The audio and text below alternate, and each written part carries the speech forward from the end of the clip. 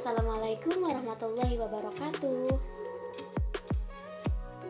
Perkenalkan, nama saya Ayuni dengan NIM 22811900020 dari Program Studi Ilmu Pengetahuan Alam, Fakultas Keguruan dan Ilmu Pendidikan, Universitas Sultan Ageng Tirtayasa.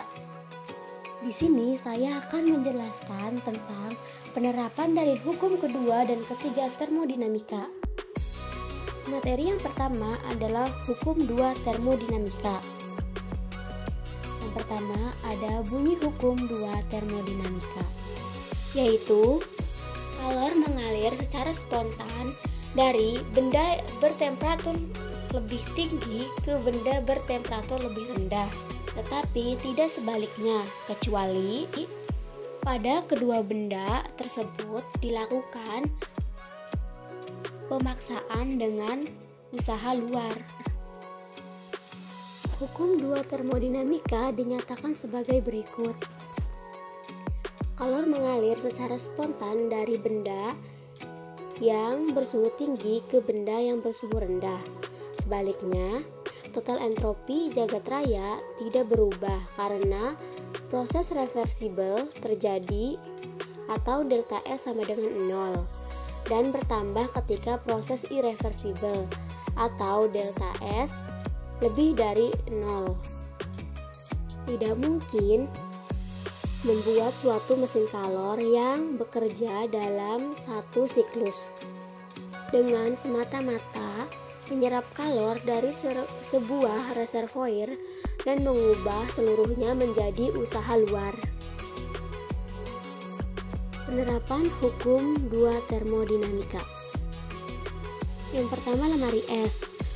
Prinsip kerja lemari es berdasarkan rumus Clausius yang menyatakan bahwa untuk memindahkan kalor dari dalam refrigerator yang bersuhu rendah ke refrigerator bersuhu lebih tinggi diperlukan usaha.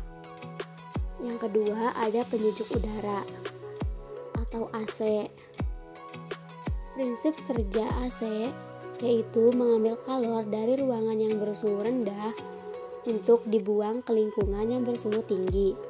Rumusan koefisien perbandingan pada lemari es sebelumnya juga berlaku untuk AC. Yang ketiga ada pendingin Carnot. Prinsip kerja mesin pendingin yaitu mengambil kalor dari reservoir dingin dan melepaskannya ke reservoir panas. Mesin pendingin justru memperlakukan usaha dari luar untuk kelangsungan operasionalnya.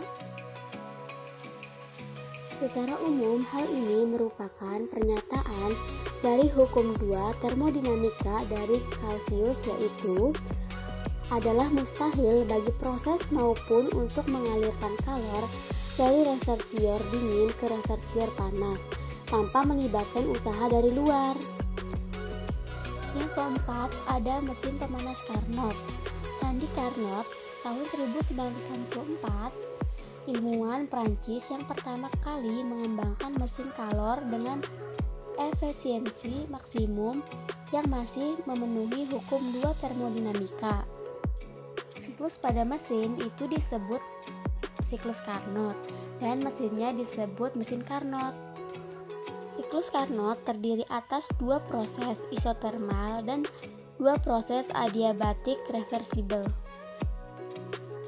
Nah, di sini terdapat gambar dari proses siklus mesin Carnot. Efisiensi mesin kalor dengan simbol N adalah perbandingan usaha total atau W yang dihasilkan oleh mesin selama satu siklus terhadap kalor Q1 yang dialirkan dari reservoir dalam siklus seperti persamaan di bawah ini. Dengan Q1 kalor yang diserap dari reservoir bersuhu tinggi atau reservoir panas, Q adalah kalor yang dilepas ke reservoir bersuhu rendah atau reservoir dingin. Khusus pada siklus Carnot, Rasio kalor di antara dua reversior sama dengan perbandingan suhu Q2 per T1 sama dengan T2 per T1, sehingga efisiensi siklus Carnot dapat juga dinyatakan dengan persamaan N sama dengan 1 min T2 per T1 dikali 100%. Dengan T1 adalah suhu reversior suhu tinggi dan T2 adalah suhu reversior suhu rendah. Hal ini menunjukkan bahwa efisiensi mesin Carnot bergantung pada suhu kedua reversior. Dalam hitungan efisiensi mesin Carnot, suhu atau T dinyatakan dalam skala Kelvin. Materi yang kedua ada hukum 3 termodinamika. Bunyi hukum 3 termodinamika. Suatu sistem yang mencapai temperatur nol atau absolut, semua prosesnya akan berhenti dan entropi sistem akan mendekati nilai minimum. Entropi benda berstruktur kristal sempurna pada temperatur nol atau absolut bernilai nol. Dari pernyataan sebelumnya dapat disimpulkan pada hukum ketiga termodinamika terkait dengan temperatur nol absolut.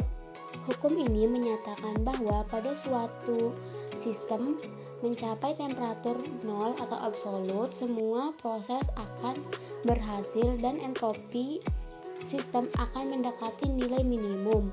Hukum ini juga menyatakan bahwa entropi benda bertekstur kristal sempurna pada temperatur nol absolut bernilai nol. Hal penting tentang hukum 3 termodinamika ialah bahwa hukum ini memungkinkan kita menentukan entropi mutlak suatu zat, dimulai dengan mengetahui bahwa entropi suatu zat kristal murni adalah 0 pada suhu 0 Kelvin. Kita dapat mengukur peningkatan entropi zat bila dipanaskan, katakanlah pada 298 Kelvin. Berubah entropi delta S diberikan oleh delta S sama dengan SF min SI sama dengan SF. Karena SI adalah 0, entropi zat pada 298 Kelvin dengan demikian adalah delta S atau SF yang disebut entropi mutlak, karena merupakan nilai sejati atau true dan bukan nilai yang diturunkan dengan menggunakan acuan seimbang. Jadi nilai entropi yang dikutip sejauh ini adalah entropi mutlak. Sebaliknya, kita dapat mengetahui energi mutlak atau entalpi mutlak suatu zat karena nilai nol dari energi atau entalpi tidak didefinisikan. Selanjutnya ada aplikasi hukum 3 termodinamika. Termodinamika menyatakan bahwa panas dan tekanan gas terjadi karena gerakan kinetik dalam skala molekuler. Jika gerakan ini diberhentikan, maka suhu material tersebut akan mencapai 0 derajat Kelvin. Aplikasinya yakni kebanyakan logam bisa menjadi superkonduktor pada suhu sangat rendah karena tidak banyak keacakan gerakan kinetik dalam skala molekuler yang menggunakan aliran elektron. Superkonduktor adalah suatu material yang mengalami fenomena tidak memiliki hambatan listrik atau tanpa adanya sumber tegangan, namun memiliki arus yang mengalir dengan energi tetap ada.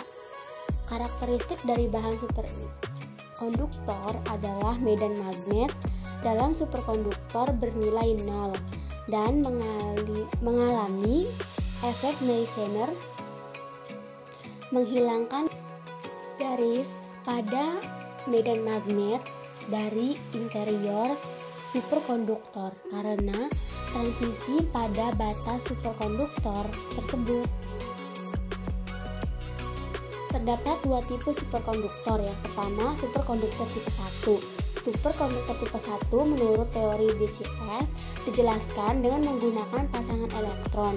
Pasangan elektron bergerak sepanjang terowongan menarik yang dibentuk ion-ion program yang bermuatan positif akibat dari adanya pembentukan pasangan dan tarikan ini.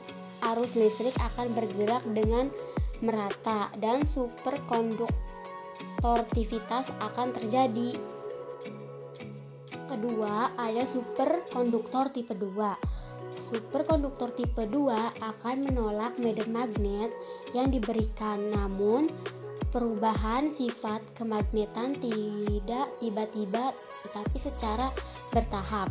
Pada suhu kritis, maka bahan akan kembali ke keadaan semula.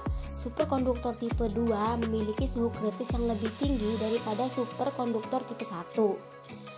Kelompok superkonduktor tipe 2 biasanya berupa kombinasi unsur molybdenum, niobium, timah, vanadium, germanium, indium atau gallium.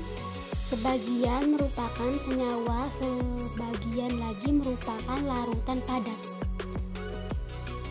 Penerapan superkonduktor terdapat pada alat-alat berikut ini.